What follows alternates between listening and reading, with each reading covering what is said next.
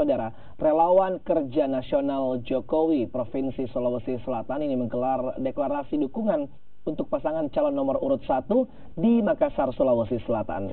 Deklarasi juga dirangkaikan dengan workshop milenial dengan tema membangun ekonomi digital.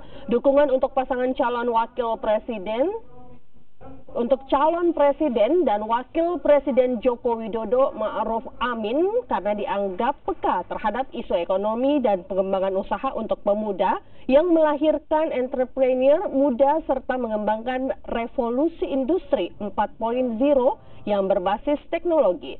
Selain deklarasi dukungan, kegiatan ini juga dirangkaikan dengan seminar dengan tema Millennials Membangun Ekonomi Digital di Era Jokowi dengan menghadirkan sejumlah narasumber seperti mantan Gubernur Sulawesi Selatan Syahrul Yassin Limpo, owner startup Lamaca Munawir, peneliti Aji Alfarabi, dan Koordinator Nasional Gerakan Indonesia Kuat Vita Bilkis. Relawan kerja nasional Sulawesi Selatan sudah terbentuk di 5 kabupaten yang meliputi Kabupaten Bantaeng, Takalar, Maros, Pangkep, dan Baro. Sangat terbuka untuk katakanlah bonus demografi anak muda. Anak muda itu kan sama dengan anak milenial, anak zaman now yang akan memanfaatkan situasi besok.